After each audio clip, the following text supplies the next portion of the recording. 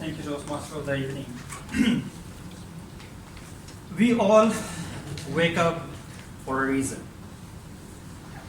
For majority of us, it is having a happy and a healthy life. This is common sense. But common sense in this contemporary era in which we are living needs permission from science.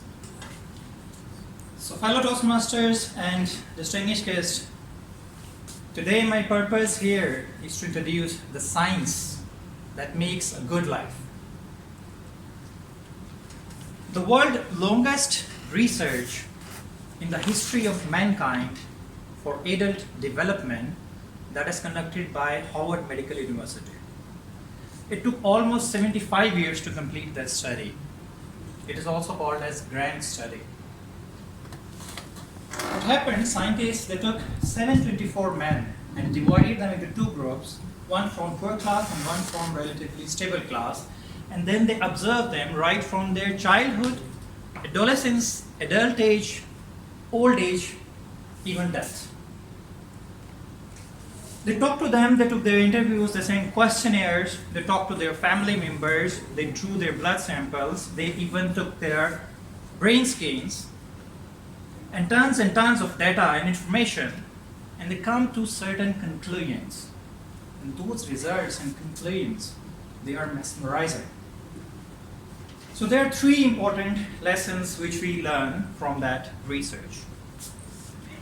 Number one, in this research, those people who have taken their decisions on a basis of long-term thinking, they were more successful. So life is not just a glimpse of event. If you want to see a person is having a successful life or a failure, you have to see the entire arc of his life. In this research, there was a person, a brilliant person named John Haim.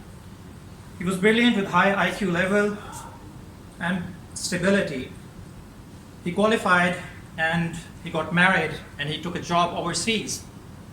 So he was happy, but suddenly, due to depression, at the age of 31, he died suddenly. And there was a person named Godfrey in this research.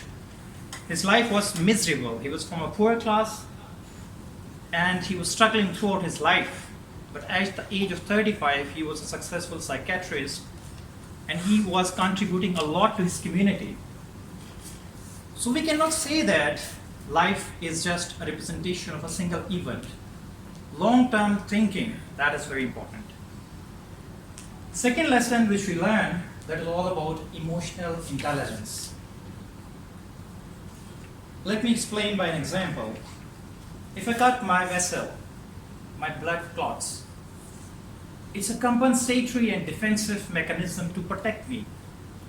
But if this clot becomes a clog into my artery, due to heart attack, I can die. So if you face any situation, setback, tragedy, death, or failure, your defensive mechanism will either save you or destroy you. Emotional intelligence is such a vast subject, I'm not going into depth of this subject, but one word is very important. As a takeaway, I would like you to repeat with me, and that word is adaptability. Could you please repeat with me the word adaptability? Adaptability. According to the theory of survival for the fittest, survival is for the one who is fastest and who's strongest. But according to the theory of adaptability, a fit person or survival for the fittest is for the one who fits in his environment. In this way, we see that bacteria beats us human beings. Bacteria is still surviving. Despite of having so many potent antibiotics, bacteria is surviving and becoming more and more resistant. So we have to ask a question. What is our adaptability to changing nature, to unprecedented events, to our boss, to our family members, to uncertainties? What is our nature? What is our response? Third important lesson, that is all about relationships, and relationships. I said it 3 times. It's because Number one, in this research, those people who are more connected to their family members, who have more social connections, they were healthy. They were prosperous. Number two, it's not about the number of relationship, it's about the quality of relationship. Research has found that those people who have chronic diseases or cancer, they die earlier if they live in isolation. And they propose the term that isolation killed. You can be lonely in a crowd, you can be lonely in a marriage. So quality of relationship, that is very important. Number three, relationship is a self-care mechanism. When we give value to someone, we think that we are giving value to him. That's not the case. According to the research, those people who have good quality relationships, they were healthy at the age of 50, and they remain healthy at the age of 80.